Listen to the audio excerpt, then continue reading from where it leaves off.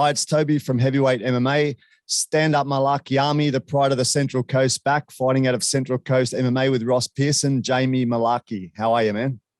Yeah, good, mate. Good. How are you? Good, man. Good. In the downtime, I was just having a look at the old interviews and looking at your history and that, man. You've come a long way, man. From fighting on the regional scene to now fighting in Abu Dhabi, Las Vegas, and then your fight announcement recently against Jalin, the Tarantula Turner. You'll be taken off back to Las Vegas again, man. How are you feeling about that?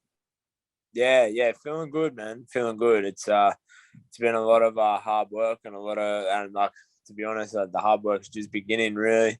As you hear people say that, like, getting to the UFC is one thing and staying there it's another. So but I'm ready, man. I'm ready to take this thing and make it mine. Man, they just throw you into killer's row. As soon as you hit UFC, there's not an easy fight, man. Like, everyone's just killers over there, you know?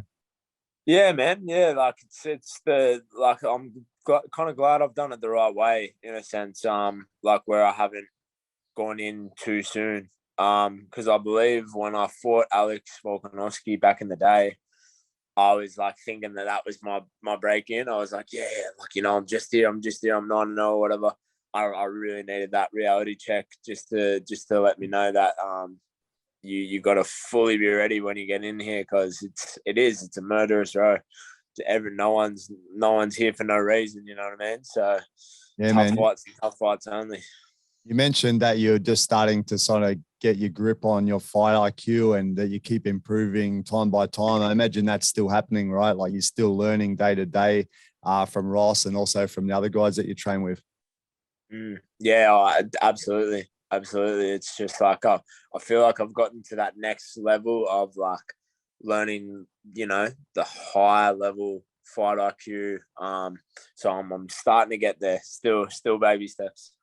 Has life changed at all, man? Like, just as far as like being in the UFC and that, it's 4 fights down so far. You're more recognized, you have more obligations, pay, things like that. Is it better?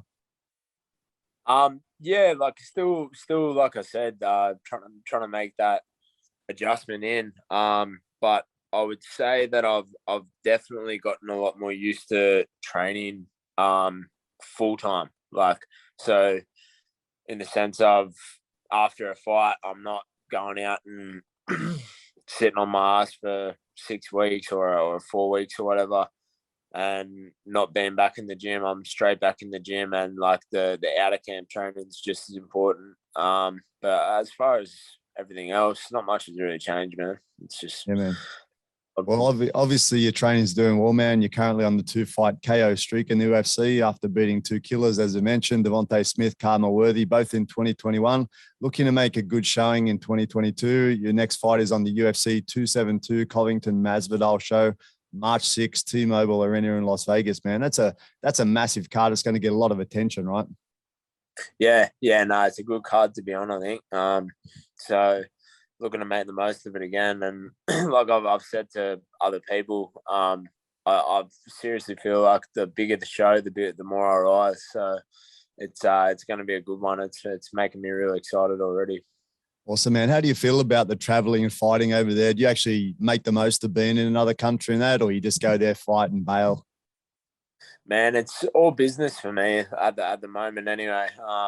Like, I'll probably look to do that when things are a little bit eased up with like all the COVID and all that bullshit. But at the moment it's just going over to fight, going over to get a job done. So, and then I'll be back home to Australia, the motherland. Cool, man. So how are you feeling about the matchup with Jalin, the Tarantula Turner, man? Will you squash the Tarantula? That's the question. Mate, we're gonna do what we can to do exactly that. Jalen's a good opponent. He's definitely a strong force in the lightweight division. So I feel like this is gonna be my biggest test to date, and I'm ready for it, man. I'm putting in the hard work. I'm excited to show what I can do against again, a tall, rangy striker. Like, is brings different problems to the table, but we've got our tricks and our game plan that we're going to take into the fight. So yeah, you're both sharp, hard, and fast fighters, man. like you said, he's a tall, long southpaw, man. He's got like that nice straight and like counters on people coming in or exiting. So what are you kind of expecting for him? Yeah, I'm expecting that exactly that in the fight. He's probably going to be looking to pull me into his shots, keep it nice and rangy for him. We're looking to press in and close that distance, make it a dirty fight for him. So that it'll probably turn into a gritty war, which is exactly what I want. Yeah, some of these fights you can kind of see potential fight of the night candidates before even the fight, and that's one of them. I think you guys have got a chance of being that, right? Yeah, for sure. And I think the UFC know that they've been wanting to match us for a while. Because I was originally supposed to fight Jalin in 2020, at the start of 2020. I had to have neck surgery, so like I was trying to push through an injury that I just couldn't. When I got the MRI scan done, there was a bulging disc pushing in on my spinal cord. So it was and I actually lost nerve down my left arm. I couldn't lift up my left arm properly. So that was when I was like, oh shit, I should probably go get this looked at. Then my training partner and one of my best buds, Josh Coolabah, he took he was my replacement for the fight. So that's another little incentive to get in there and get that win back for Josh. He went in on short notice, upper weight class, and not many people know, but he was injured going into that fight too. So he just did what he had to do to break into the UFC, like a lot of us fighters have got to do. Yeah, man. No, that's a good little extra incentive to get one back for the boys. Yep. Man, how's the training going so far? Like, obviously, you're in the thick of things. Your training camp would be peaking up a bit at this point. How's it all going? Yeah, it's going well, man. It's going really well. I couldn't actually honestly ask for a better camp. Like I said, we were strong coming into camp because we're doing a lot outside of our training camps for a fight now. So I've been non-stop training since my last fight, and it's going perfect, bro. Everything's coming along to plan, and I'm feeling like I'm about to peak. Awesome. Man, looking in the background, I'm going to see that beautiful blue sky. I miss it, man. Over here, the skies are kind of grey because of a little bit of pollution around that. I do miss the coast. It's been 2 years since I've been able to be back. Just a stupid question, random. Do you ever do sprints up the Skillion, man? It's a perfect place for sprinting. Beautiful place too. No, I actually don't. I do some beach sprints, and we used to do that for footy training. Actually, we used to do a lot of Skillion work for footy training. So that was always a nightmare. That's it. It's a pretty steep run, man. Yeah. I noticed you've also obviously been doing some work with the freestyle fighting gym with UFC featherweight champ Alex Volkanovski. Also noticed you had a couple of pictures with old Jimmy Crute there the other day. Can you talk about that at all? Yeah. So Jimmy come down. He was here the last sort of half a week, so getting in a little bit of work, and just good to see the guy. Jimmy's a fucking legend, so I get on well with him. And yeah, all the guys down at Freestyle, it's been a great camp. We got Colby Thickness, Justin Van Heerden. He's got a fight coming up soon, next week, I think. Obviously Volk, like just such high level guys down here, man, and everyone's pushing in and we're all pushing each other. Blake Donnelly's just arrived here now, so he's got another fight coming up. Just all happening. Team of killers down here. It's great that you can have that collaboration, right? Because you got different guys. You all have great coaches, but then you can combine it and you can pick up little pieces from each other and like you said, all rise to the occasion, push each other upwards, right? Absolutely. It's good because like Volk sort of created this down here for us, Volk and Joe.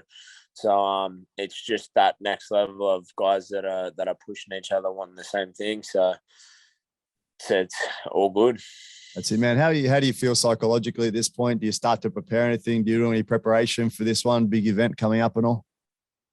No, I try to just stay in the moment. A lot of the time, like we get too flustered on looking into the future, and I read a good quote the other day. It was like said something I can't exactly remember, but it was something like most of the things that we worry about don't end up even happening.